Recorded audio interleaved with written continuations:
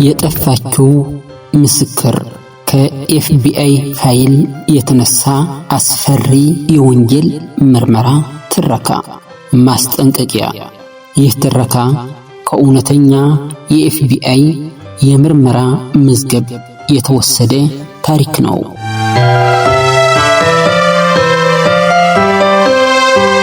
ያልተመለሰችው ሴት። ጊዜው በ2014 ነበር። በአሜሪካ ሞንታና ግዛት ያለች ትንሽ ከተማ።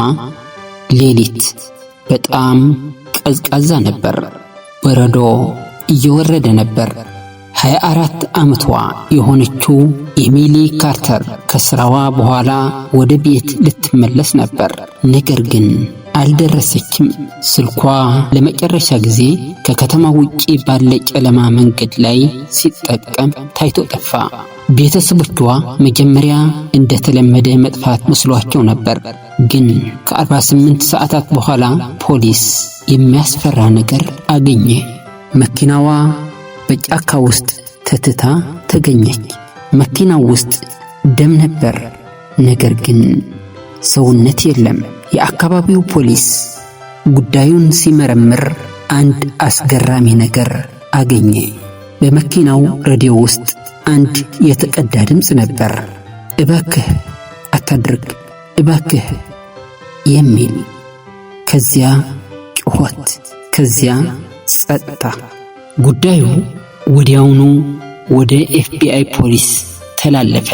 ኤፍቢአይ ምርመራ ቡድን የተመራው በልምድ ያለው መርማሪ ዴቪድ ሮሊንስ ነበር። እሱ አንድ ነገር ወዲያው ተገነዘበ። ይህ ቀላል ጠፍቶ መሄድ አልነበረም። ይህ ተደጋጋሚ ግድያ ሊሆን ይችላል። ኤፍቢአይ በአካባቢው ያሉ የጠፉ ሰዎችን ፋይል ሲመለከት አስፈሪ ግኝት አገኘ። ባለፉት 7 ዓመታት 11 ሴቶች በተመሳሳይ ሁኔታ ጠፍተው ነበር። ሁሉም ሌሊት ጠፉ። መኪናቸው ተገኘ፣ ሰውነታቸው አልተገኘም። ይህ የሰሪያል ኪለር ምልክት ነበር። ከዚያ ኤፍቢአይ በጫካው ውስጥ የሙቀት ካሜራዎችን አስገባ። 3 ቀን ምንም አልታየም። ነገር ግን በአራተኛው ሌሊት ካሜራው አንድ ሰው አሳየ። ጥቁር ኮት ለብሶ ነበር። በረዶ ውስጥ አንድ ትልቅ ቦርሳ እየጎተተ ነበር። ኤፍቢአይ ሰውየውን ተከታተለ። ሰውየው ከከተማው ውጭ ወደ ቆየ የእንጨት ቤት ገባ። ለ3 ቀን ቤቱ ተከታተለ። ማንም አይገባም፣ ማንም አይወጣም።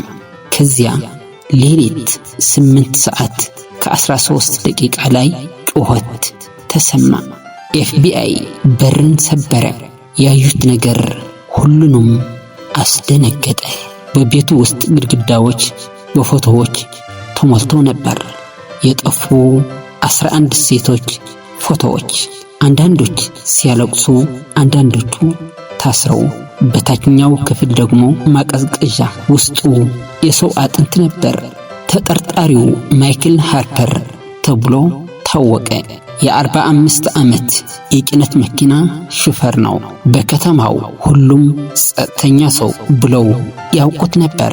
ነገር ግን ኤፍቢአይ ያገኘው ማስረጃ አስፈሪ ነበር። የተጎጂዎቹ ጌጦች፣ የደም ዲኤንኤ፣ የቪዲዮ ቅጂዎች፣ የተደበቁ መቃብሮች።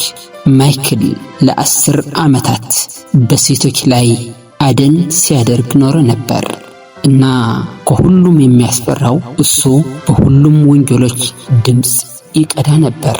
ኤፍቢአይ በቤቱ ውስጥ አንዲት ሴት በሕይወት አገኘ።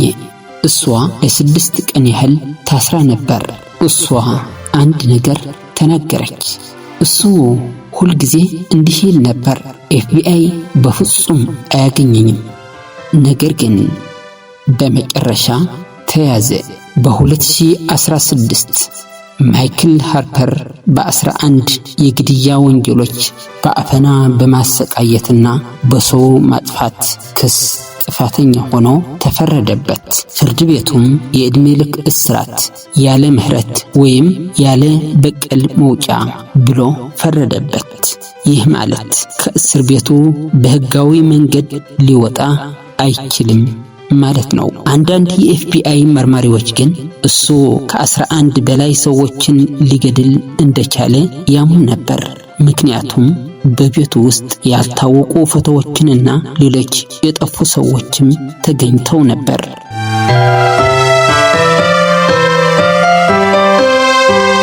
ይህ ታሪክ እንደሚያሳየን ክፉ ሰዎች አንዳንዴ በመደበኛ ሰው መልክ ሊደበቁ ይችላሉ። ጥንቃቄ ሁልጊዜ አስፈላጊ ነው። ይህ ትረካ በጣም አስተምሮት ከሆነ ቪዲዮውን ላይክ ያድርጉ፣ ለጓደኞቻችሁም ያጋሩ።